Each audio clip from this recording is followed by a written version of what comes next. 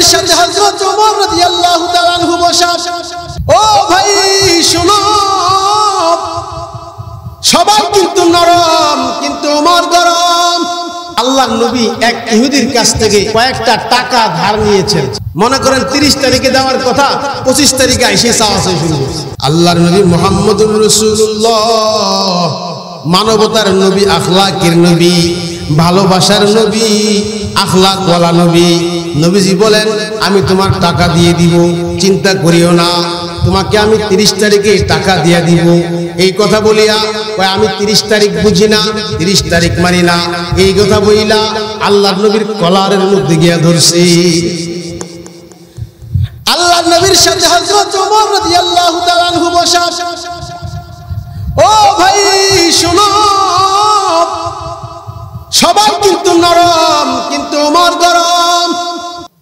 दुनिया में अदालत का तेरा नाम रहेगा, फारूक तेरा नाम से इस्लाम रहेगा, फारूक तेरा नाम से इस्लाम रहेगा। ওমরের সহ্য হয় নাই, ওমরের সহ্য হয় নাই। ওমর নিজের খাপের থেকে তলোয়ার বাইর করছে। ওমর তলোয়ার বাইর করে ওই কাফিরের গর্দানের মধ্যে ঠেকায়া বলে, এ কাফিরের বাচ্চা, তুই কি মুহাম্মদুর রাসূলুল্লাহকে চিনস না? তুই মুহাম্মদের কলারটা কেমনে ধরলি?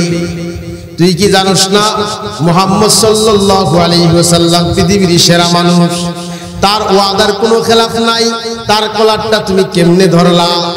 যদি তোমার গর্দান ফালায়া দেওয়ার জন্য মুহাম্মদের অনুমতির প্রয়োজন না হইতো, জিজ্ঞাসা করতাম না, জিজ্ঞাসা করতাম না, জিজ্ঞাসা না করে তোর গর্দানটা আমি ফালায়া দিতাম। ওমর গরম হয়ে গেছে, ওমর গরম হয়ে গেছে। এতক্ষণ নবীজি ছিল নরম, কোনো কথা বলতো না। নবীজি এবার গরম হয়ে গেছে। কে গরম হয়ে গেছে? নবী নিজে গরম হয়ে গেছে। এতক্ষণ ছিল নরম, এবার ওমর যখন তাকে তলোয়ার দেখাইছে, আল্লাহর নবী নিজে গরম হয়ে গেছে। আল্লাহর নবী ডাক দিয়া কয়, ওমর, আমার মেহমানকে তুমি কলার ধরার কি? আমি কি তোমাকে কলার ধরার অনুমতি দিছিলাম? তুমি কেমনে কলার ধরলা আমার সামনে আমার মেহমানকে? ওমর রে, যেহেতু তুই কলার ধরছ, সুতরাং জরিমানা তোকে দিতে হবে। কি জরিমানা? এই লোকটা আমার কাছে যা টাকা পায় সব টাকা তুমি তোমার পক্ষ থেকে পরিশোধ করবা, আর পরিশোধটা আজকেই করবা, এক্ষুনি করবা। 2 নম্বর জরিমানা, তুমি যে তারে তলোয়ার দেখাইছ, এই কারণে 2 বস্তা খেজুর তুমি তারে অতিরিক্ত দিবা। ওমর রাদিয়াল্লাহু তাআলা আনহু ওই লোকের হাত ধরে কয়, চলো ভাই, আমান্না সাল্লামনা। নবীজি যা বলে, আমি মানুষের সামনে ফনা ধরা জায়েদ সাহেবের মতো হলে কি হবে? আমি মানুষের সামনে বিরাট বড় বাহাদুর হলে কি হবে? নবীজির সামনে আমি বিরাট, নবীজির সামনে আমি ছোট, নবীজির সামনে আমি আমান্না সাল্লামনা। আমার নবী যা বলবে আমি তাই মানবো, চলো।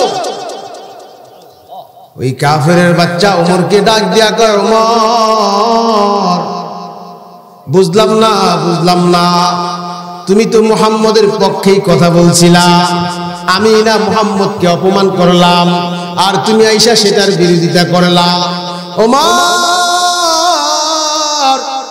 তুমি আইসা আমার তলোয়ার দেখাইলাম, এইখানে তো মুহাম্মদ তোমাকে বাহবা দেওয়ার কথা ছিল, কিন্তু আমাকে বাহবা না, আমাকে বাহবা দিয়া তোমার মতো ওমরকে আল্লাহর নবী জরিমানা লাগায় দিল।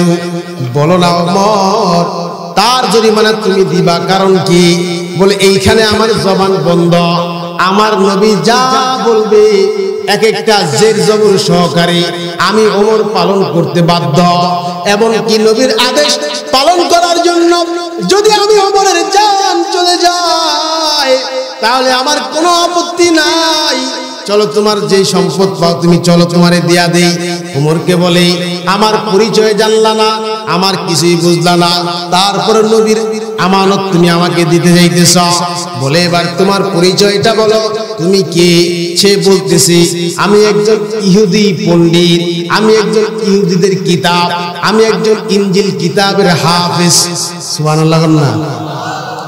ঈসা আলাইহিস সালামের ধর্মের যে কিতাব, এই কিতাবের হাফেজ আমি, ইসলাম সম্পর্কে সব জানি। এবার ওমর তো চান্স পেয়ে গেছে। এই মিয়া, তুমি ইসলাম সম্পর্কে সব জানো, তাহলে কি মুহাম্মদকে তুমি চিনো না? মুহাম্মদ যে শ্রেষ্ঠ নবী, মুহাম্মদ যে আখিরি পয়গম্বর, মুহাম্মদ যে দুনিয়ার সবচেয়ে সম্মানিত মানুষ, তুমি কি এটা জানো না? আমি সব কিছু জানি, আমি সব যাই না শুনাই করছি। আল্লাহু আকবার বলেন। কেমনে তুমি মুহাম্মদের কলার ধরলা? কেমনে তুমি মুহাম্মদের কলার ধরলা? আমি ওমরের কলিজা ফাইটা গেছিল, আমার সামনে তুমি নবীজির কলার ধরলা। ওই লোকটা ডাক দিয়া কয়, আমি তো নবীজির কলার ধইরা পরীক্ষা নিলাম, আমি নবীর সব কিছুর পরীক্ষা নিয়ে ফেলাইছি, আমি নবীর সত্যবাদীদের পরীক্ষা নিয়ে ফেলাইছি, আমি নবীজির আমানতদারির পরীক্ষা নিয়ে ফেলাইছি। এবার আমি নবীজির আখলাকের পরীক্ষাটা নিলাম, দেখতে চাইলাম নবীর আখলাকটা কিরকম, সুন্দর না খারাপ। আমি দেখলাম এই পৃথিবীর সবচেয়ে শ্রেষ্ঠ আখলাকের মানুষ হলো মুহাম্মাদুর রাসূলুল্লাহ। ইহুদি আবার ডাক দিয়া কয়, ওমর তোমার হাতের মধ্যে ধরলাম, আমার নিয়ে মুহাম্মাদের কাছে আবার যাও, আমার ওই ঋণ দেওয়া লাগবে না, আমাকে তুমি এখন কালিমা পড়ায়া দাও। ওমর কাছে, ওমর আল্লাহর নবীর কাছে ওই লোকটাকে, ইহুদি পণ্ডিতকে নিয়ে হাজির হয়ে গেছি।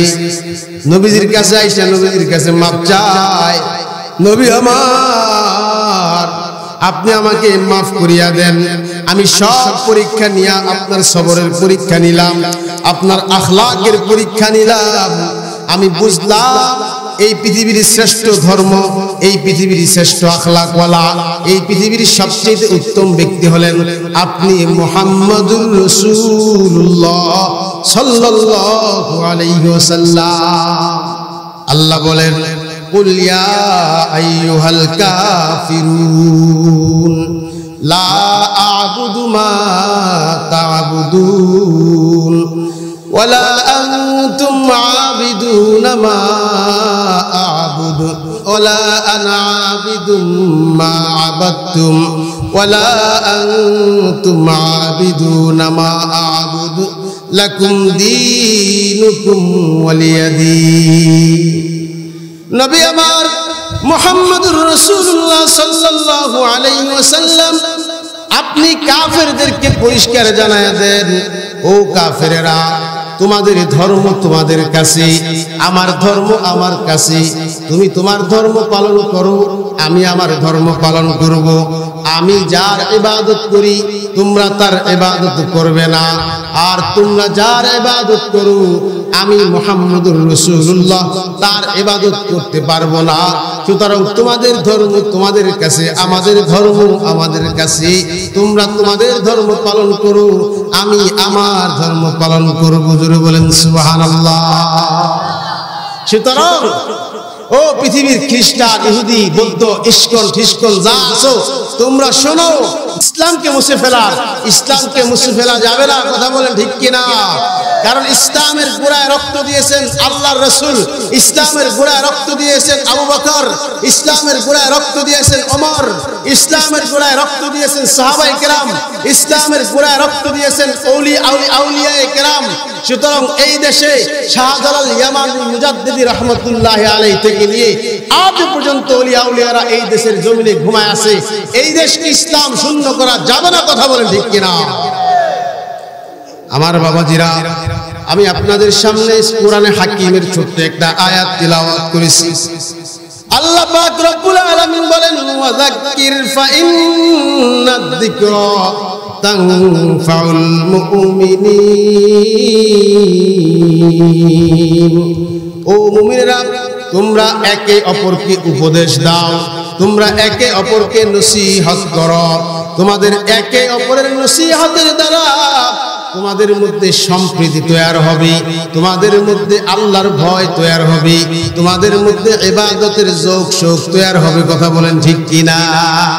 নসিহতের দ্বারা মুমিনের হৃদয়ের ভিতরে তানফাউল মুমিনিন, মুমিনের হৃদয়টা প্রশান্ত হবে, মুমিনের হৃদয়টা ঈমানের আলোয় আলোকিত হবে। কথা বলেন ঠিক কিনা? আবার বাবাজিরা রে, নসিহত আল্লাহর নবীর একটা সুন্নাত। আল্লাহর নবীজি সাহাবায়ে কেরামদেরকে নসিহত করেছেন, সাহাবায়ে কেরাম নবীজির থেকে নসিহত শুনেছেন। কখনো একজন সাহাবী নবীর কাছে হাজির হয়েছেন, আবার কখনো দলবদ্ধ হইয়া নবীর কাছে হাজির হয়েছেন। আল্লাহর নবীর এক সাহাবী আল্লাহর নবীকে গিয়ে বলেন, নবী আমার, আমাকে কিছু নসিহত করেন। আল্লাহর নবী বলেন, ও আমার সাহাবী, 5 ওয়াক্ত নামাজ তুমি খুশু খুজুর সাথে পড়ো।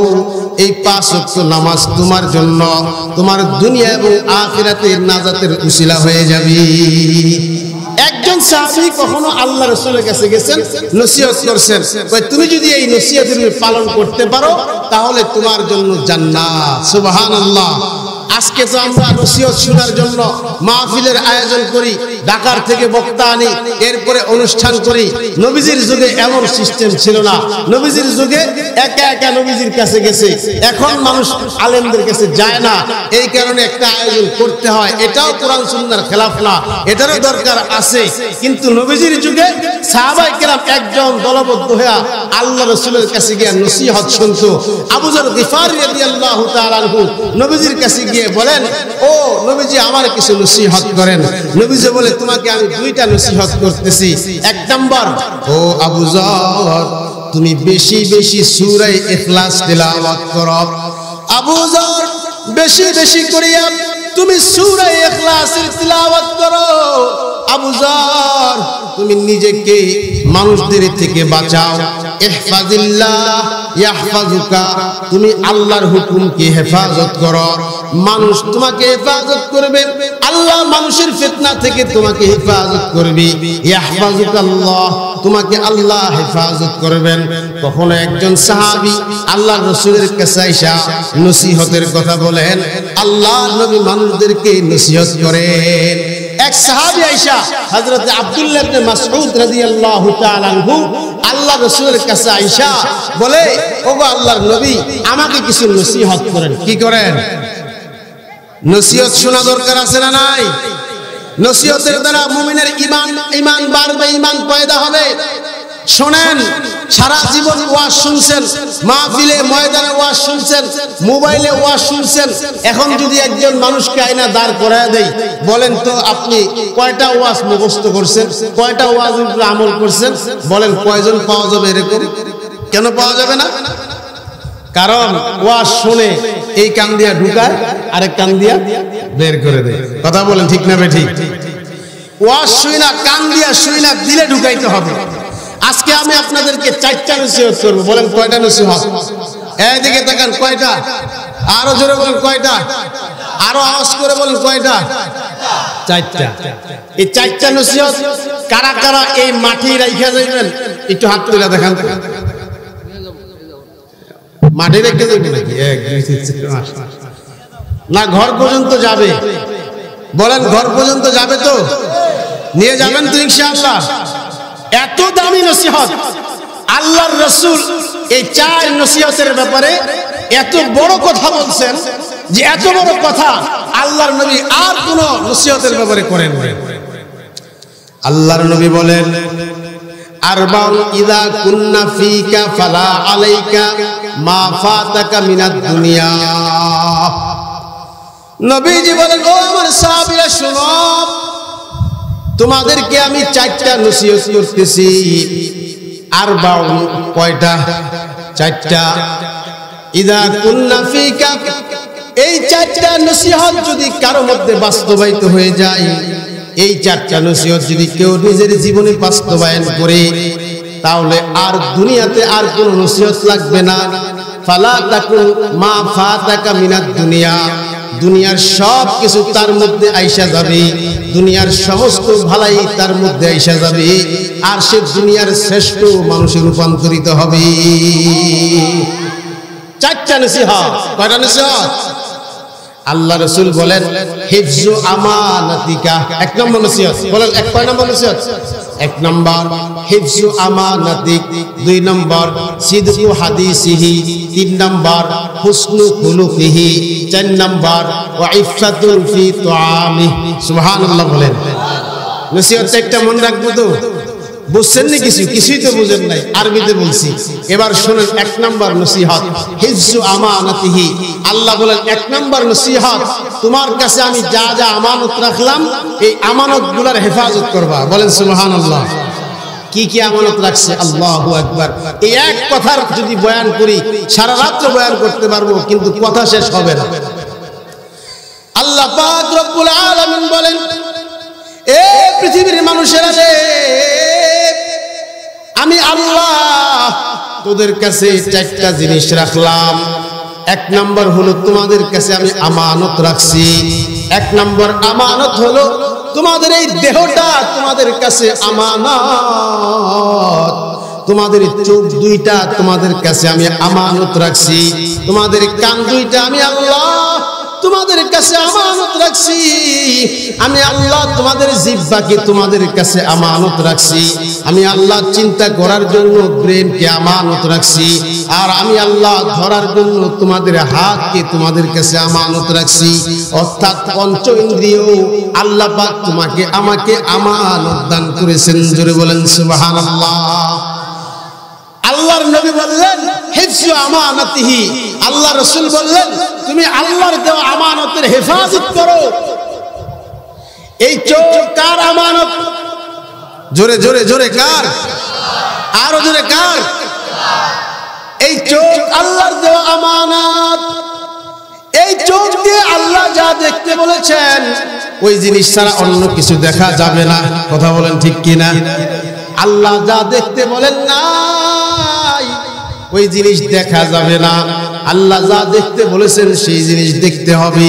এই চোখ দিয়া নারীর দিকে তাকানো যাবে না। কথা বলেন ঠিক কিনা? এই চোখ দিয়া টেলিভিশন দেখা যাবে না। এই চোখ দিয়া উলঙ্গ ছায়াছবি দেখা যাবে না। এই চোখ দিয়া হারাম জিনিস দেখা যাবে না। আল্লাহ বলেন এই চোখ দিয়া দেখবা, মায়ের দিকে তাকাইবা। মায়ের দিকে যদি কেউ এই চোখ দিয়া মুহাব্বতের দৃষ্টিতে তাকায়, আল্লাহ রাসূল বলেন ওই বান্দাকে আল্লাহ তাআলা একটা কবুল হজের সওয়াব দান করবেন। সুবহানাল্লাহ। মায়ের দিকে যদি কেউ এই চোখ দিয়া ভালোবাসার দৃষ্টিতে তাকায়, আল্লাহর রাসূল বলেন যে আল্লাহ তাআলা ওই বান্দার সগীরা গুনাহগুলো maaf করিয়া দিবেন। আল্লাহর রাসূল বলেন এই চোখ দিয়া যদি কেউ কোরআন শরীফের দিকে তাকায়, পড়া লাগবে না, শুধু তাকায়া তাকায়া দেখবে। কি করবে? শুধু তাকায়া তাকায়া দেখবি। আল্লাহর এক ওলি ছিলেন যিনি এই শুধু কোরআন শরীফ তাকায়া তাকায়া দেখতেন আর কানতেন। কোরআন শরীফের দিকে তাকায়া তাকায়া পৃষ্ঠায় পৃষ্ঠায় কোরআন পড়তে পারতো না। এই পৃষ্ঠাগুলো তাকায়া তাকায়া বলতো যে আমার আল্লাহ এই লাইনের ভিতরে কত দামি কথা বলছেন, আমার আল্লাহর কথা কত মধুর, আমার আল্লাহ কত মধুর কথা বলছেন। আহারে আমি কোরআন শরীফ পড়তে পারি না, আমাকে আল্লাহ কোরআন পড়ার তৌফিক দান করে নাই, আমি কোরআন পড়তে পারি না। এই লাইনের মধ্যে কত দামি কথা, এই লাইনের মধ্যে কত দামি কথা, এই লাইনের মধ্যে কত দামি কথা, এইভাবে বলতেন আর কানতেন। আল্লাহর বান্দা যখন দুনিয়া থেকে বিদায় নিয়ে চলে গেছেন, আল্লাহর বান্দার কেউ স্বপ্নে দেখেছে, স্বপ্নে জিজ্ঞাসা করেছে ও আল্লাহর বান্দা আখিরাতে তোমার সাথে কি আচরণ হয়েছে? আল্লাহর বান্দা বলেন আমাকে আল্লাহ maaf করে দিয়েছেন। জোরে বলেন সুবহানাল্লাহ। বলে তোমার কোন আমলটা আল্লাহ খুশি হয়ে গেছে? আল্লাহর বান্দা ডাক দিয়া কয় আমার একটা আমল শুধু আল্লাহ পছন্দ করছেন। কোন আমল? আল্লাহর বান্দা ডাক দিয়ে বলতেছেন আমি যে কোরআন শরীফ তাকায়া তাকায়া দেখতাম, আর চোখ দিয়া পানি ফালাইতাম, আর আমি কান্দিয়া কান্দিয়া বলতাম আমি তো কোরআন পড়তে পারি না। আর আমার আল্লাহ কত সুন্দর সুন্দর কথা বলেছেন, এই লাইনে লাইনে আমার আল্লাহর কথাগুলা লেখা আছে। এই কথা বলতে আমার আফসোস করতাম। আমার এই আফসোস করা, এই কোরআন শরীফ দেখাটাকে আল্লাহ এত পছন্দ করেছেন, আমার জীবনের সব গুনাহ মাফ করিয়া দিয়া আমার আল্লাহ আমার এই জান্নাত দিয়া দিছে।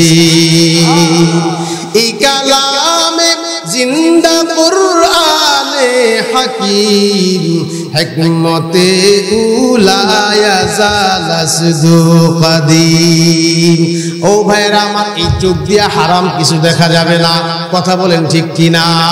এই কান দিয়া হারাম কিছু শোনা যাবে না, এই জবান দিয়া হারাম কিছু বের করা যাবে না। মিথ্যা বলা হালাল না হারাম? কথা কয় না।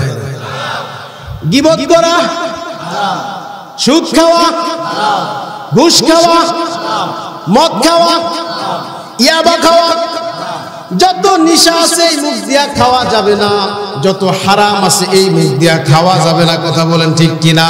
সুদ খাওয়া যাবে না, ঘুষ খাওয়া যাবে না, এই জবান দিয়া কোনো হারাম কাজ করা যাবে না। বন্ধুরা আমার, এই হাত আল্লাহর আমানত, হাত দিয়া কোনো হারাম কিছু ধরা যাবে না। এই পা আল্লাহর আমানত, এই পা দিয়া হারাম কোথাও যাওয়া যাবে না। এই ব্রেনটা আল্লাহর আমানত, এই ব্রেন দিয়া কোনো হারাম চিন্তা করা যাবে না, কথা বলেন ঠিক কিনা? তাহলে আমাদের এই দেহটা কার আমানত? আরে জোরে আওয়াজ করে বলেন কার? এটা এক নম্বর আমানত। দুই নম্বর আমানত, আল্লাহ বলেন তোমার সম্পদ তোমার কাছে আমানত, আমি আল্লাহর পক্ষ থেকে। পৃথিবীর কোনো মানুষ এমন নাই যে মানুষটা ইচ্ছা করলেই কামাই করতে পারে, ইচ্ছা করলেই বড়লোক হতে পারে, কথা বলেন ঠিক কিনা? আল্লাহ যারা ধনী বানান এই ধনী হইতে পারে, নিজে নিজে ধনী হওয়া যায় না। আল্লাহ যারা রিজিক দান করেন ওই ব্যক্তি রিজিক পাইতে পারে, ওই ব্যক্তি সারা দুনিয়ার আর কেউ ধনী হইতে পারে না। ও বন্ধুরা আমার, হালাল কামাই কইরা ধনী হইছ, এখন এই সম্পদের হেফাজত করা তোমার পক্ষ থেকে, আল্লাহর পক্ষ থেকে আমানত। রাষ্ট্রের মাল, রাষ্ট্রের কোষাগারের মাল আল্লাহর পক্ষ থেকে আমানত, কথা বলেন ঠিক কিনা? রাষ্ট্রীয় সম্পদ কার আমানত? জোরে বলেন কার আমানত? আল্লাহর আমানত। আমাদের দেশে আমরা বিগত সরকারের আমলে দেখেছি বাংলাদেশের রাষ্ট্রীয় সম্পদকে চুরি কইরা, ডাকাতি কইরা, দুর্নীতি কইরা, রাহাজানি কইরা বিদেশে পাচার কইরা লক্ষ লক্ষ কোটি টাকা বাংলাদেশ থেকে পাচার করে বিদেশে গেছে গা, কথা বলেন ঠিক না ঠিক? তারা এখন কোথায়? আসেনি? অস্তিত্ব আছে? এই সম্পদ কে খাবে? কেউ জেলখানায়, কেউ পলায়া, সব চলে গেছে। আর তোমার সম্পদ বিদেশের মাটিতে, তুমি রাষ্ট্রীয় সম্পদকে খেয়ানত করেছ। দুনিয়াতে তো শাস্তি পাইলাই, আখিরাতেও তোমার শাস্তি আছে না নাই? বন্ধুরা আমার, আল্লাহর নবী সবচেয়ে বড় আমানতদার।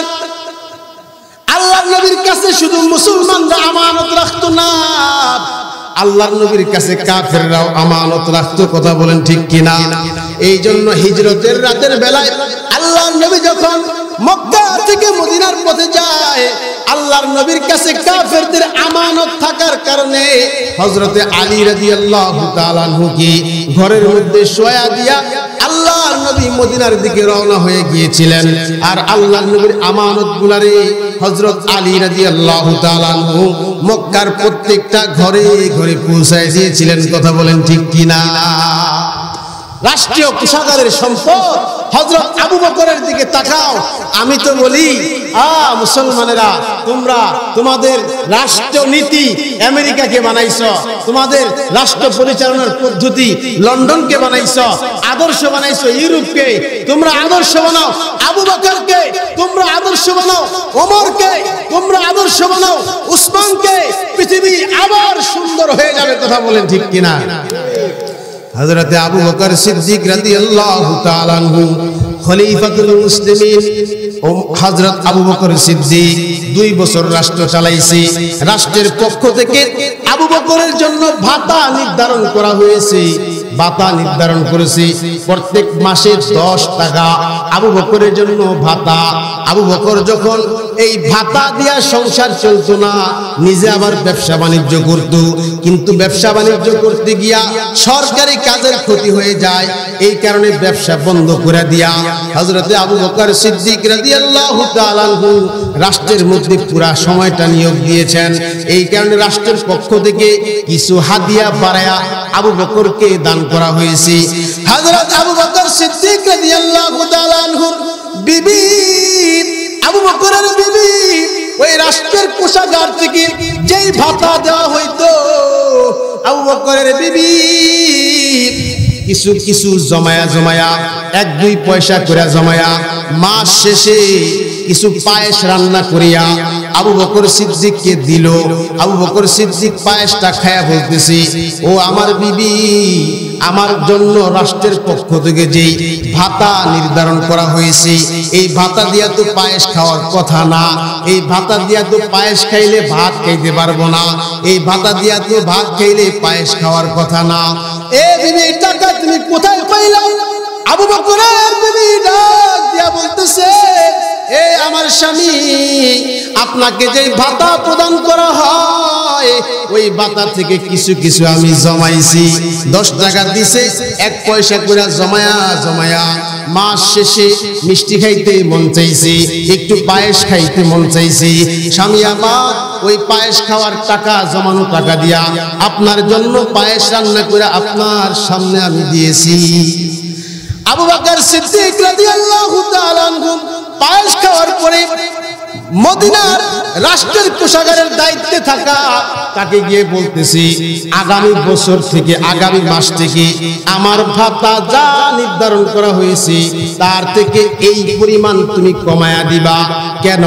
বলে এই পরিমাণ কম দিলেও আমি চলতে পারবো, কারণ আমার বিবি এই পরিমাণ যেহেতু বাঁচাইতে পারছে, তাহলে ওই পরিমাণ কম দিয়া আমার সংসার চালাইতে পারবে। আহারে, আবু বকর সিদ্দিক রাদিয়াল্লাহু তাআলা আনহু রাষ্ট্রের সম্পদের কত বড় আমানতদার ছিলেন, কথা বলেন ঠিক কিনা? এটাকে বলা হয় আমানত। আর তোমরা রাষ্ট্রের ক্ষমতায় যাওয়ার পর থেকে একজন মেম্বার ফুল্লা কলাগাছ হয়ে যায়, চেয়ারম্যান ফুল্লা কলাগাছ হয়ে যায়, ফকিন্নির পুত কোটি কোটি টাকার মালিক হইয়া মানুষের কাছে বাহাদুরি দেখায়। এই কোটি টাকা তুই কই পাইছস? চুরি ছাড়া বিকল্প কোনো রাস্তা নাই, কথা বলেন ঠিক না ঠিক? হযরত ওমর ফারুক রাদিয়াল্লাহু তাআলা আনহু রাষ্ট্রের অর্থ জগতের খলিফা। হযরত ওমরের কাছে একজন আসছে, আয়েশা বলে, ওমর গো, আপনার সাথে আমার কিছু কথা আছে। কি কথা? বলে, আগে তোমার সাথে আমার কথা। এই কথা কি আমি খলিফা ওমরের সাথে, নাকি আমি ব্যক্তি ওমরের সাথে? ব্যক্তিগত কথা না রাষ্ট্রীয় কথা? হযরত ওমরের ওই লোকটা বলতেছি, যেটা আপনার আমার সাথে ব্যক্তিগত কথা, রাষ্ট্রীয় কথা নয়। এই কথা বলার সাথে সাথে হযরত ওমর রাষ্ট্রের বাতিটা নিভায়া দিছে। রাষ্ট্রের তেলে যেই বাতিটা চলতো, ওই বাতিটা নিভায়া দিয়া বলতেছে, এবার কথা বলো। লোকটা ভয় পেয়ে গেছে। লোকটা ওমরকে ডাক দিয়া কয়, ওমর বাতি নিভাই দিলেন কেন? আমি তো ভয় পেয়ে গেছি।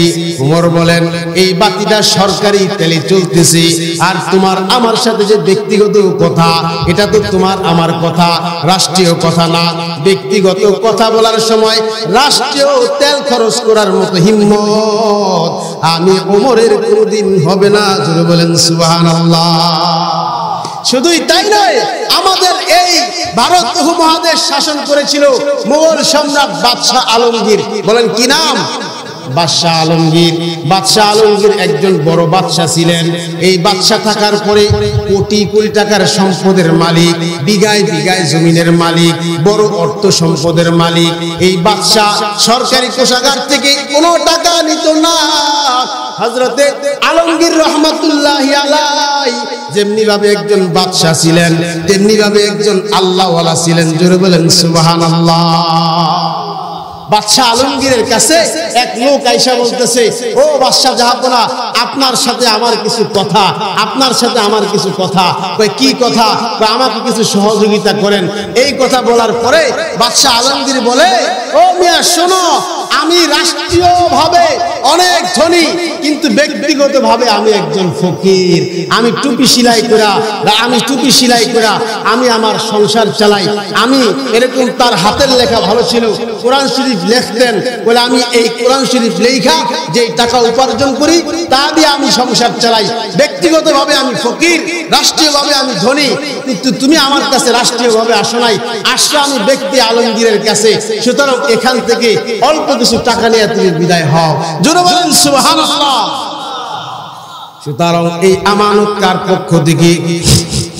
জোরে বলেন আল্লাহ বলেন আরেকটা আমানত আছে কোরআনে কারীমের মধ্যে, বলেন আল্লাহ বলেন এটা সবচেয়ে বড় আমানত। আল্লাহ বলেন ইন্না আরাদনাল আমানাতা আলাস সামাওয়াতি ওয়াল আরদি ওয়াল জিবাল ফাআবাইনা আন ইয়াহমিলনাহা ওয়া হামালাহাল ইনসান ইন্নাহু কানা যালুমান জাহুলা। আরেকটা আমানত আছে, সেটার নাম হলো কোরআন। বলে সেটার নাম কি? আরো জোরে বলেন কি? কোরআন। সেটা সবচেয়ে বড় আমানত। আল্লাহ বলছেন ইন্না আরাজনাস সামাওয়াতি ওয়াল আরদ, আমি এই কোরআনকে আমানত রেখেছি আকাশের কাছে। আকাশ কয় আমি এই আমানত বহন করতে পারবো না। কেন? ওই কোরআন এত ভারী, আমি আকাশের চাইতে কোরআন বেশি ভারী। আমি আকাশের মধ্যে যদি কোরআনকে রাখা হয়, আমি আকাশ চুরমার হয়ে যাব। সুবহানাল্লাহ কয় না? ওয়াল আরদি, আল্লাহ বলেন আমি জমিনের কাছে আমানত রাখলাম এই কোরআনকে। জমিন আল্লাহকে বলেন আল্লাহ এই কোরআনকে আমানত রাখার শক্তি আমি জমিনের নাই, কারণ আমি জমিনের চাইতে কোরআন অনেক ওজনদার, কোরআন অনেক ভারী। এই কারণে আমি জমিন এই কোরআনকে আমানত রাখতে পারবো না। আল্লাহ পাহাড়ের কাছে আমানত রাখতে চাইলেন, পাহাড় বলে আমি এই আমানত রাখতে পারবো না। এরপরে আল্লাহ বলেন আমি মানুষের কাছে কোরআন আমানত রাখতে চাইলাম, মানুষ কয় আমি পারবো, মানুষ কয় আমি পারবো। মুহাম্মদুর রাসূলুল্লাহ সাল্লাল্লাহু আলাইহি ওয়াসাল্লামের কাছে আল্লাহ কোরআনকে আমানত রাখলেন আর বলে দিলেন ইন্নাহু কানা যালুমান জাহুলা। মানুষ বড় কৃতজ্ঞ, মানুষ বড় মূর্খ। কারা মূর্খ, কারা অকৃতজ্ঞ? কোরআন শরীফের মতো পৃথিবীর শ্রেষ্ঠ দামি আমানতটা আমি আল্লাহ মানুষের কাছে রাখলাম, আর সেই মানুষ এই আমানত ঠিকমতো বহন করে না। বলেন এই জায়গায় কত হাজার হাজার মানুষ আছেন, বলেন আমরা কোরআনের আমানতের কতটুকু হেফাজত করেছি? বলেন। শতকরা 95 জন সাধারণ মানুষ কোরআন পড়তেই পারে না, এমনকি 10টা 20টা সূরা পর্যন্ত মুখস্থ বলতে পারে না। কথা বলেন ঠিক কিনা? আল্লাহ বলে ইন্নাহু কানা যালুমান জাহুলা, নিশ্চয় তোমরা বড় অকৃতজ্ঞ, তোমরা বড় মূর্খ। কেন? তোমাদের কাছে আমি এত দামি কোরআনকে আমানত রাখলাম, তোমরা এই আমানতের হেফাজত করলা না। আমার ভাইরা, আল্লাহ বলেন এরকম হাজার হাজার আমানত আমাদের সন্তানগুলো আমাদের কাছে আল্লাহর পক্ষ থেকে আমানত, ঠিক না ঠিক? আমাদের ছেলেরা আমাদের কাছে আমানত আল্লাহর কাছ থেকে। আল্লাহ বলেন তুমি তোমার সন্তানকে হক্কানি রব্বানি আলেম বানাও, অথবা সুশিক্ষায় শিক্ষিত বানাও, অথবা তুমি তোমার সন্তানকে সৎ বানাও। তুমি তোমার সন্তানকে অসতের শিক্ষা দিও না। তুমি যদি ঘুষ খাও তোমার সন্তানও ঘুষ খাবে, তুমি যদি সুদ খাও তোমার সন্তানও সুদ খাবে, তুমি যদি মিথ্যা কথা বলো তোমার সন্তানও মিথ্যা কথা বলবে, তুমি যদি হারাম খাও তোমার সন্তানও হারাম খাবে, তুমি যদি মদ খাও তোমার সন্তানও মদ খাবে। কথা বলেন ঠিক কিনা? তুমি বাবা হইয়া যদি কোরআন কারীমের তিলাওয়াত করো তোমার সন্তান কোরআনের তিলাওয়াত করবে। তুমি বাবা হইয়া যদি তুমি আল্লাহর জিকির আজকার করো তোমার সন্তানও আল্লাহর জিকির আজকার করবে। তুমি যদি বাবা হইয়া তুমি যদি হালাল কামাই করো তোমার সন্তান কিন্তু হালাল কামাই করবে। কথা বলেন ঠিক কিনা? ও মা বোনেরা যারা পর্দার আড়ালে আছেন, আপনার সন্তানরা আপনার কাছে আমানত। আপনার গর্ভে যে সন্তান আছে ওইটাও আল্লাহর কাছ থেকে আমানত।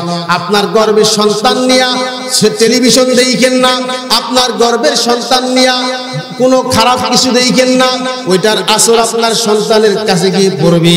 হযরত আব্দুল কাদের জিলানী রহমাতুল্লাহি আলাইহি, বড় পীর আব্দুল কাদের জিলানী রহমাতুল্লাহি আলাইহি কিতাবের মধ্যে লেখেন আব্দুল কাদের জিলানী বড় পীর মায়ের পেট থেকে 16 পারা কোরআনের হাফেজ হয়ে দুনিয়াতে আসছি। কত পারা? 16 পারা। কেমনে? তারে যখন 8 বছরের বাচ্চা তারে মাদ্রাসায় ভর্তি করার পরে মাদ্রাসার হুজুর কয়, এই পড় আলিফ, কয় পড় বা, কয় তা, কয় সা। হুজুর কয় আমি এগুলো আগেই পড়ে ফেলাইছি। তো তারপরে আরো পড়ছি, তারপরে আরো পড়ছি। পড়তে পড়তে শোনাও তুমি কোন পর্যন্ত পড়ছো। আব্দুল কাদের জিলানী রাহমাতুল্লাহি আলাইহি কোরআন শরীফ সামনে না নিয়া মুখস্থ 8 বছরের বাচ্চা 16 পারার কোরআন শরীফ শুনাই দিছে। উস্তাদ জি ডাক দিয়া কয়, রে আব্দুল কাদের, কোরআন শরীফ কই থেকে শিখলা? কে তোমাকে শিখাইলো? আব্দুল কাদের জিলানী রাহমাতুল্লাহি আলাইহি নিজের উস্তাদকে ডাক দিয়া বলে, উস্তাদ গো, আমি যখন আমার মায়ের পেটের মধ্যে ছিলাম, আমার মা আমাকে পেটে নিয়ে সারাদিন কোরআনের কারীমের তিলাওয়াত করত। আমার মা 1 পারা 2 পারা কইরা, 1 লাইন 2 লাইন কইরা, 1 পৃষ্ঠা 2 পৃষ্ঠা করিয়া আমার মা আমাকে গর্ভে নিয়া 16 পারা কোরআনের হাফেজ হয়ে গেছে। আর আমি আমার মায়ের গর্ভে যখন ছিলাম, আমি আমার মায়ের গর্ভে থাইকা আমার মায়ের কানে যে কোরআনের তেলাওয়াত শুনতো, আমার মা যে কোরআনের তেলাওয়াত করতো, আমি আমার মায়ের গর্ভে থাইকা আমার কান দিয়া ওই কোরআনের তেলাওয়াত শুনতাম।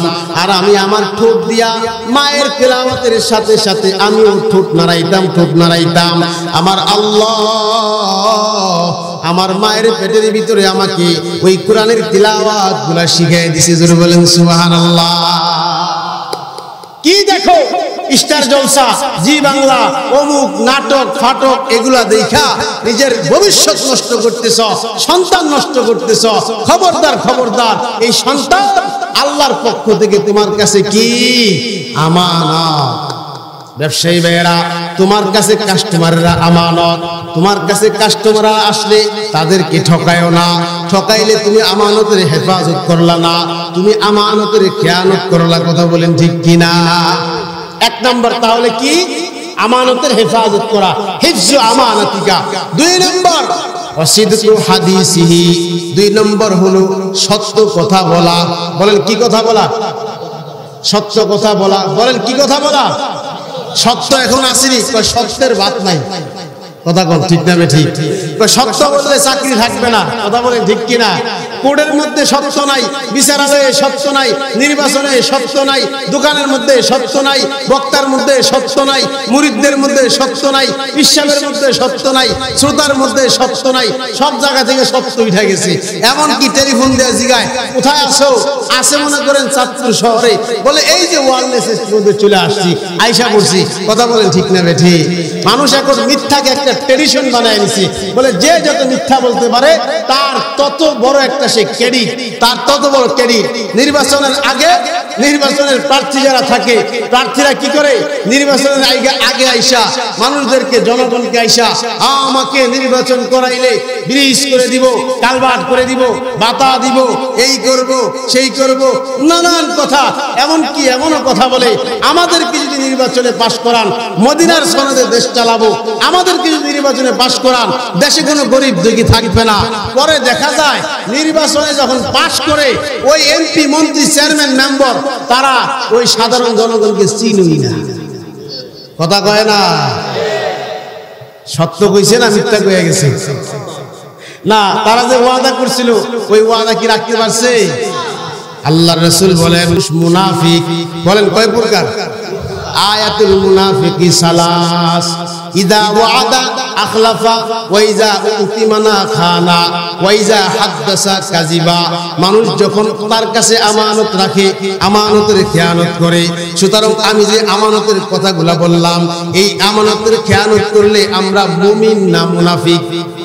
মুনাফিক। আর যদি হেফাজত করি তাহলে কি? মুমিন। 2 নম্বরে যখন কথা বলে, কথায় কথায় মিথ্যা কথা বলে। কথা বলেন ঠিক কিনা? মিথ্যা কথা বলা হালাল না হারাম? জোরে বলেন, হালাল না হারাম? তুমি যতই মিথ্যা কথা বলো, সত্য ডাকতে পারবে না। সত্যের গুড় আন্দারেও মিঠা। কথা বলেন ঠিক না? ঠিক। কারণ আল্লাহ রাসূল বলেছেন, আস-সিদকু ইয়াহদি ইলার রুশদ, আসিদকু ইয়াহদি ইলাল জান্নাহ, সত্যবাদিতা মানুষদেরকে সঠিক পথ দেখায় আর সঠিক পথ মানুষদেরকে জান্নাতে নিয়ে পৌঁছায় যায়। জোরে বলেন সুবহানাল্লাহ।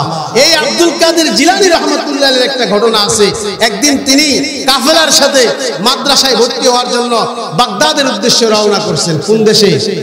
আব্দুল কাদের জিলানী কাফেলার সাথে রওনা করছে। প্রতিমধ্যে ডাকাতের কবলে আক্রমণ হয়েছে। কিসের কবলে? ডাকাত। ডাকাত সবার সবকিছু লুট করছে।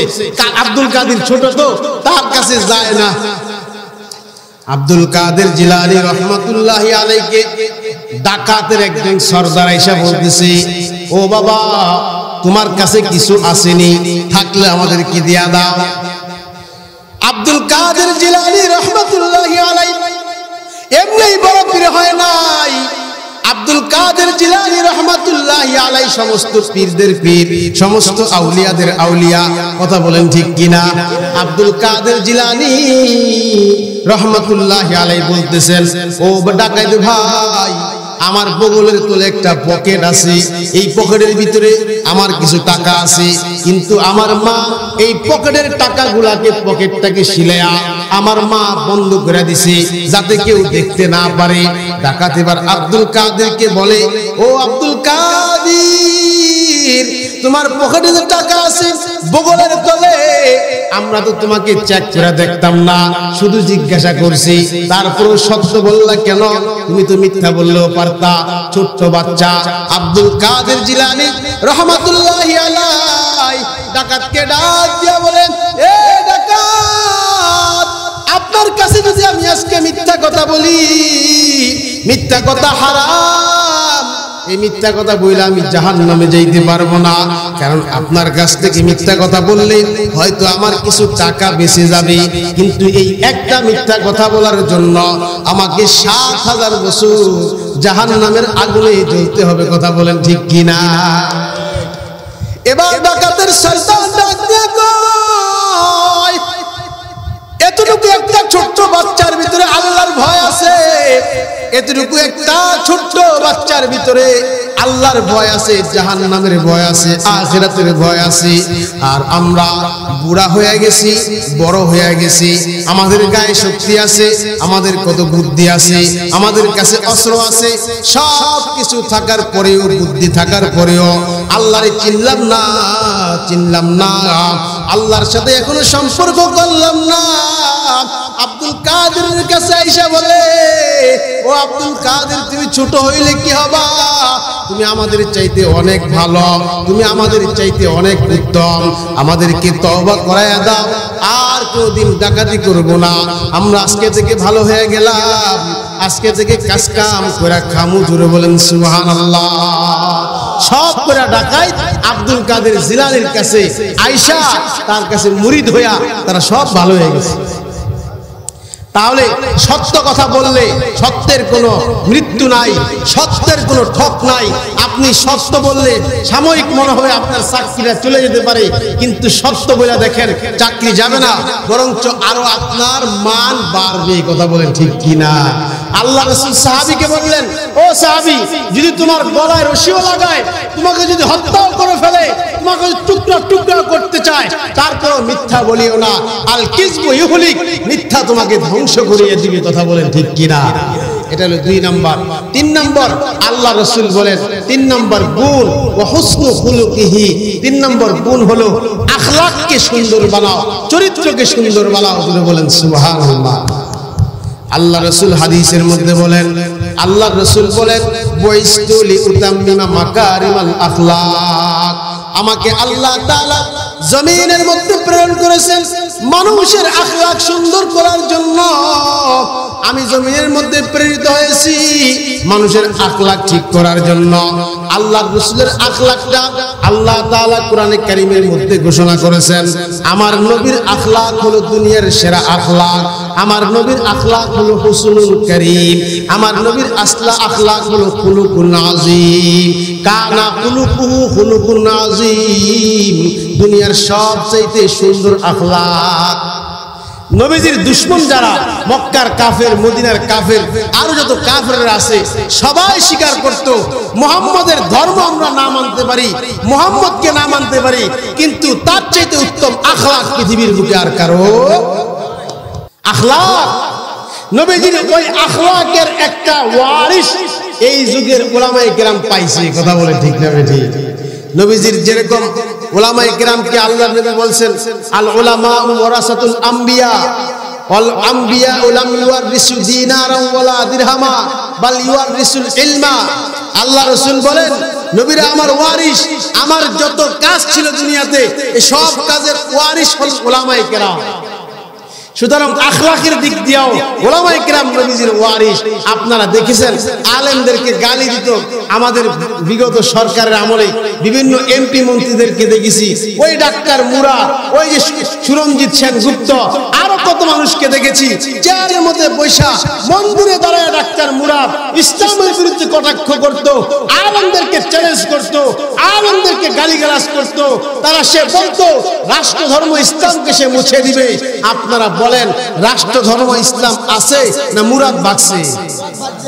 ইসলাম আছে না নাই? কতদিন থাকবে? কিয়ামত পর্যন্ত থাকবে। এই ইসলাম হলো মহাশক্তিধর, এটার মোকাবেলা যে করতে আসবে খান খান হয়ে যাবে। কথা বলেন ঠিক কিনা আমার ভাইয়েরা? তাহলে 3 নম্বর হলো আখলাক সুন্দর করা, চরিত্র সুন্দর করা, আখলাককে উত্তম বানানো। আমাদের মধ্যে আখলাক আসেনি? এই কথা কোন না, আখলাক আছে এখন? আখলাক নাই। মানুষ তো দূরের করা, আপন ভাই আপন ভাইয়ের সাথে আখলাক ভালো দেখায় না, আপন ভাই আপন বোনের সাথে স্বার্থের সময় ভালো আখলাক করে না। মনে করেন বাপ দুনিয়া থেকে চলে গেছে, বাপ কিছু সম্পদ রেখে গেছে, ভাইও বাপের সন্তান, বোনও বাপের সন্তান, তো বাপ মারা যাওয়ার পরে এই বাবার সম্পত্তির ওয়ারিশ ভাইও আছে বোনও আছে। 10-20 বছর পরে বোন যদি আইসা ভাইকে বলে ভাই রে আমার ওয়ারিশ আমাকে বুঝাইয়া দাও, বোন ভাইয়ের চেহারা মুসি বিলাইয়ের মতো কালা হয়ে যায়। কথা বলেন ঠিক না ঠিক? ওয়ারিশ সম্পত্তি বুঝাই দিতে চায় না, বাবার ওয়ারিশ বুঝাই দিতে চায় না, ভাই বোনকে ঠকানোর চেষ্টা করে। আরেক ভাই ছোট ভাই বড় ভাই যুদ্ধ লাগিয়া যায় বাবার সম্পত্তি নিয়ে একটু বেশি খাওয়ার জন্য। সে একটু বেশি খাবে, সে একটু বেশি খাবে। বলেন নবীর আখলাক আছে? আখলাক নাই। আহারে সাহাবায়ে কেরামের আখলাক কেমন ছিল? হযরত ওমর রাদিয়াল্লাহু তাআলা আনহু রাতের বেলা অন্ধকার রাত্র মরুভূমির মধ্যে ওমর রাদিয়াল্লাহু তাআলা আনহু খলিফাতুল মুসলিমিন, অর্ধ জগতের খলিফা। রাতের বেলা ওমর মরুভূমির একেবারে মরুভূমির প্রান্তরে গিয়ে ঘুইরা ঘুইরা দেখে আমি ওমরের আমলে কেউ কোনো অভাবী আসেনি, আমি ওমরের আমলে কেউ না খায়া আসেনি। হযরত ওমর রাদিয়াল্লাহু তাআলা আনহু রাতের বেলা ঘুরতে ঘুরতে দেখেন মরুভূমির মাঝখানে আগুন জ্বলতেছে, আগুন। ওই আগুন জ্বলার কাছে গিয়া হযরত ওমর দেখেন একজন মা চুলার মধ্যে আগুন জ্বালাইতেছে, আর তার পাশে 2 জন ছোট ছোট বাচ্চা কাঁদতেছে। বাচ্চারা মাকে বলে ও মা অনেকক্ষণ তো হয়ে গেল, আমাদেরকে কোনো খাবার দাও না, পেটের মধ্যে বড় ক্ষুধা, খাবার দাও খাবার দাও, খাবার খেতে মনে চায়। মা ডাক দিয়া কইতেছে এই তো হয়ে গেল, এই তো হয়ে গেল, একটু পরে চুলার থেকে নামাবো, তারপরে তোমরা খাবা। 1 ঘন্টা 2 ঘন্টা 3 ঘন্টা 4 ঘন্টা হয়ে গেল, কিন্তু মা সন্তানদেরকে কোনো খাবার দিচ্ছে না। সন্তানগুলা ছটফট ছটফট করতে করতে ওই জায়গায় ঘুমায় গেল। আর মহিলাটার সামনে হযরত ওমর ছদ্মবেশে আইসা মহিলাকে বলতেছে ও মা আপনি যে সন্তানদের সাথে মিথ্যা কথা বললেন, আপনি সন্তানদেরকে কোনো খাবারই তো দিলেন না, চুলার মধ্যে কি রান্না করতেছেন? মহিলা বলতেছে বাবা শোনো, আমাদের বাড়িতে কোনো বাজার সদাই কিছুই নাই, আমি একটা পাতিলের মধ্যে গরম পানি দিয়া চুলার মধ্যে আগুন জ্বালায়া দিছি, বাচ্চারা যাতে বুঝ পায় কিছু রান্না হইতেছে, রান্না হওয়ার পরে আমার মা আমাদেরকে খাবার দিবে। এই বুঝটা পাইয়া বাচ্চারা কাঁদতে কাঁদতে এক সময় ঘুমায়া যাবে। আগামীকাল যখন সকাল হবে আমি মা কোনো কাজ কাম করে আমার বাচ্চাদেরকে খাওয়াইতে পারবো। কে এই জমানার ওমরকে খলিফা খলিফা বানাইছে, ওমর আমাদের কোনো খবর নিল না, আমাদেরকে কোনো খবর নিল না। এই হযরত ওমরের সামনে ওমরের বদনাম করতেছে। হযরত ওমর ডাক দিয়া বলে, ও মা আপনি এখানে বসেন, আগামীকাল আপনার কাছে খাবার আসবে।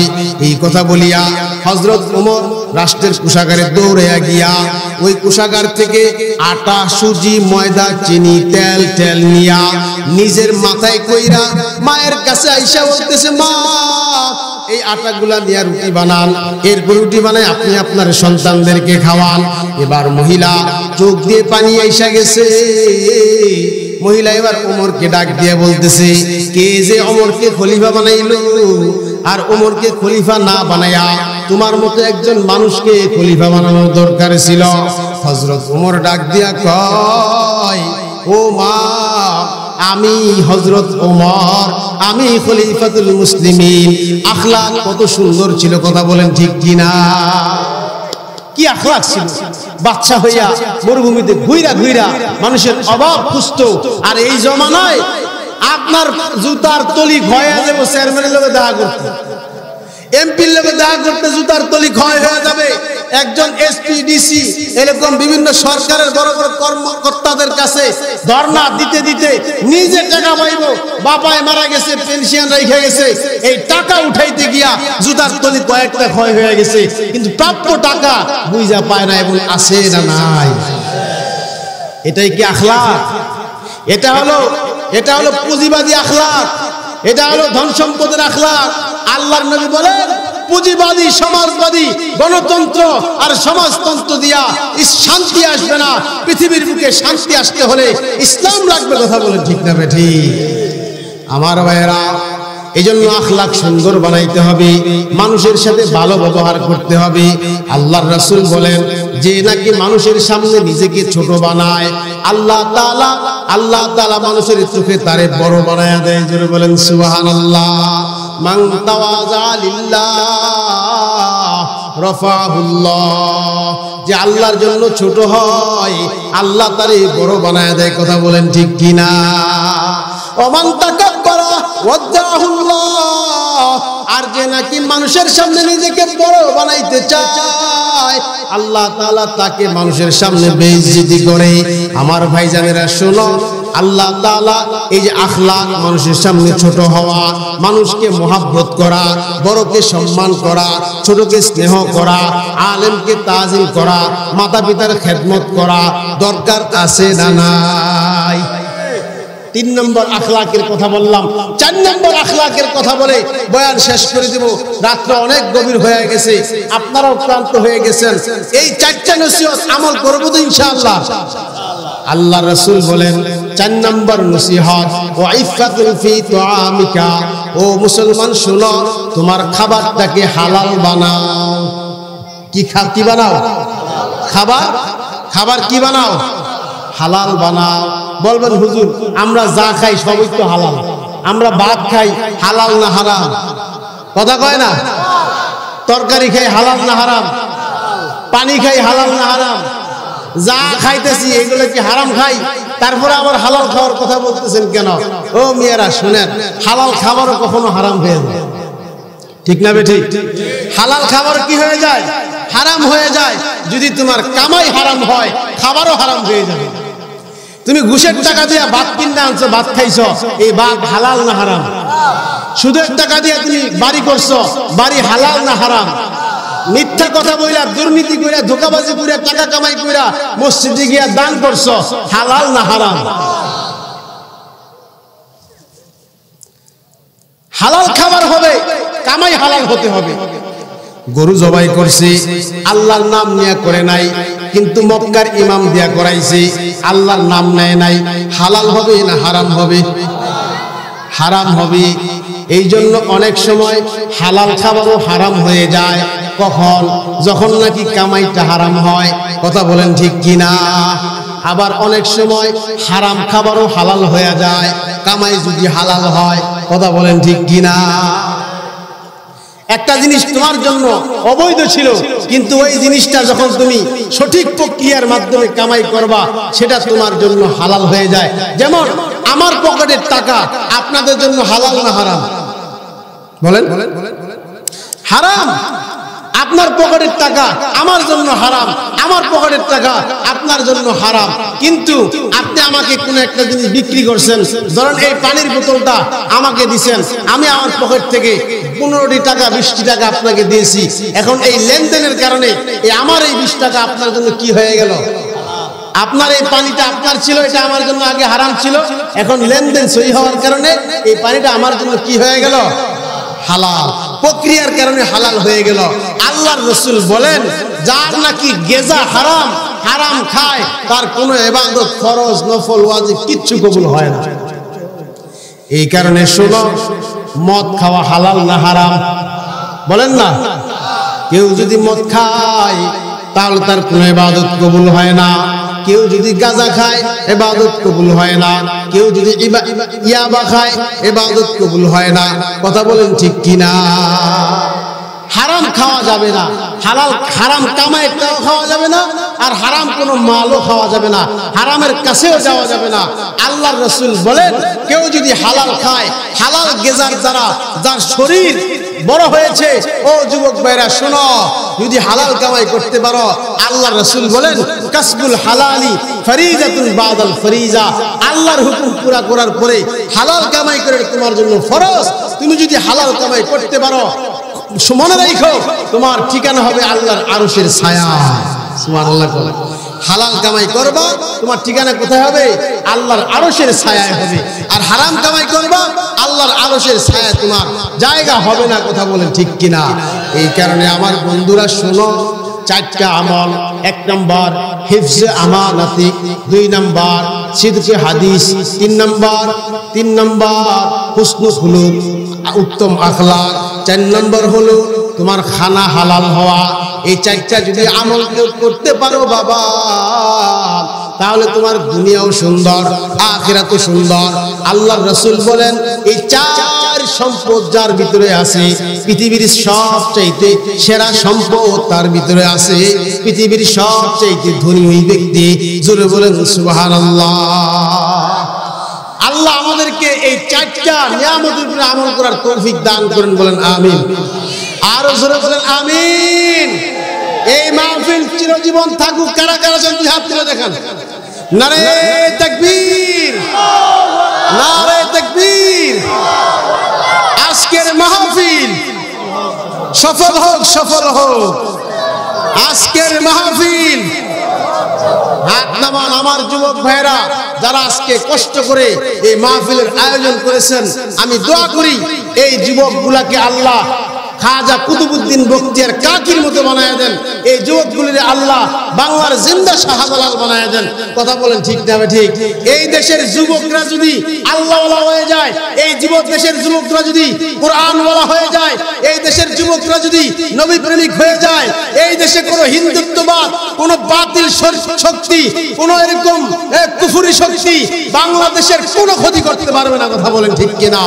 এদেশের যুবকরা যদি হাতের মধ্যে লাঠি হাতে নিয়ে নেয়, ইসকন তোমাদেরকে এই দেশ থেকে পলায়ন করতে হবে। কথা বলেন ঠিক কিনা? ইসকনের কোন শক্তি, ইসকনের কোন চক্রান্ত, ইসকনের কোন ষড়যন্ত্র বাংলার জমিনের যুবকেরা বাস্তবায়ন করতে দেবে না। কথা বলেন ঠিক কিনা? হিন্দুত্ববাদীদেরকে পরিষ্কার জানায় আজকের সম্মেলন থেকে, হিন্দুদেরকে আমরা শ্রদ্ধা করি, তোমরা তোমাদের পূজা করবে, কোনো আপত্তি নাই। তোমরা তোমাদের মন্দিরে পূজা করবে, কোনো আপত্তি নাই। কিন্তু যদি হিন্দুত্ববাদকে মুসলমানের সমাজে চাপিয়ে দেওয়ার চেষ্টা করো, আর দেশের মানচিত্র নিয়ে কোনো ধরনের ষড়যন্ত্র করো, এই দেশের যুব সমাজ কোরআনের মাহফিল যারা করতে পারে, তারা যদি হাতের মধ্যে বাঁশের লাঠি নিয়ে রাজপথে নেমে আসে, তোদের মতো ইসকন্দের এক একটাকে ধরে ধরে কবর দিতে দেরি হবে না। কথা বলেন ঠিক কিনা? শোনেন, ষড়যন্ত্র বড় গভীরে চলতেছে। কত বড় কলিজা এই দেশের হিন্দু হইয়া, ইসকনের সদস্য হইয়া, এই দেশের একজন অ্যাডভোকেটকে কোর্টের সামনে জবাই করে কুপিয়ে হত্যা করে ফেলেছে। কত বড় কলিজা হতে পারে? কথা বলেন ঠিক না ঠিক? আমরা শান্তশিষ্ট মুসলমান, আমরা নবীজির আদর্শের সৈনিক, আমরা উত্তম আখলাকের সৈনিক, আমরা হাতে আইন হাতে তুলে নিব না। কিন্তু এভাবে যদি চলতে থাকে, আর কোন মুসলমানকে যদি ইসকনের বেঈমানেরা হত্যা তো দূরের কথা, চোখ রাঙিয়ে তাকায়, ওই ইসকনের চোখগুলোকে উপড়ে ফেলতে হবে। কথা বলেন ঠিক কিনা? এই দেশ নিয়ে ষড়যন্ত্র করতে দেওয়া হবে না। ভারতীয়বাদ, এই ভারতীয় সাম্রাজ্যবাদীরা আমাদের এই দেশকে নিয়ে আজকে থেকে নয়, গত 16টি বছর চক্রান্ত করেছে আমাদের এই দেশ দখল করার জন্য। এতদিন পর্যন্ত ডাইরেক্ট আক্রমণ করতে পারে না, ডাইরেক্ট দখল করতে পারে না, কিন্তু এই দেশের গদির মধ্যে একজন পুতুল সরকার বসায় রাখছিল। ভারত যা কইতো তারাও তাই মানত। কথা বলে ঠিক না ঠিক? আমি নিজে দেখেছি এই দেশের গোয়েন্দা সংস্থা এনএসআই, ডিবি, ডিজিএফআই আরো যারা আছে, তারা ওই ভারতের রয়ের কথায়, রয়ের প্রেসক্রিপশনে এই দেশের কোর্টগুলি চালাতো, বিচার বিভাগ চালাতো, প্রশাসন চালাতো। পুলিশেরা নিজেদের কোনো স্বাধীনতা ছিল না, ওই র যা বলতো তারা সেটাই পালন করত। আর সেই দিন নাই। এদেশের বিপ্লবী ছাত্র সমাজ, এদেশের যুব সমাজ যখন রাজপথে নেমে এসেছে, তোমাদের প্রেতাত্মারা পালিয়েছে, এখন আবার ভারত থেকে হুমকি দেয়, ভারতের ভিসা বন্ধ করে দিবে, ভারতের চিকিৎসা নিতে দিবে না, ভারতে যাইতে দিবে না। আরে তোদের মতো ফকিন্নি দেশে চিকিৎসা নিতে আমরা এমনিও যাইতাম না। কথা বলেন ঠিক না?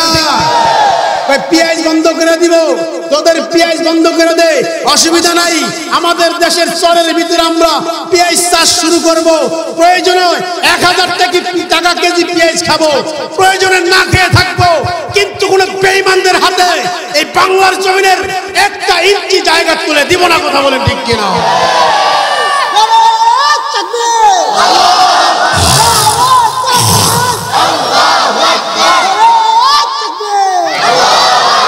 ভারতকে শুনিয়ে দিতে চাই, শুনে রাখে ভারত, তুমি তোমার অস্ত্রের বলে আমাদের সাথে কথা বলো, তুমি তোমার সাম্রাজ্যবাদী বড় দেশ আমেরিকার সাথে সম্পর্ক, রাশিয়ার সাথে সম্পর্ক, চীনের সাথে সম্পর্ক, পরাশক্তিদের সাথে সম্পর্ক, ওইগুলোর ভয় আমাদেরকে দেখাও। আমরা সেই পরাশক্তিকে ভয় করি না, আমরা আফগানিস্তানের জাতি, আমরা শাহজালালের উত্তরসূরি। কথা বলেন ঠিক কিনা? পারমাণবিকের ভয় দেখাও, অস্ত্রের ভয় দেখাও, বোমার বিমানের ভয় দেখাও, অর্থনৈতিক সংকটের ভয় দেখাও, এইগুলার আমরা কচুও ডরাই না। কথা কোন ঠিক কিনা?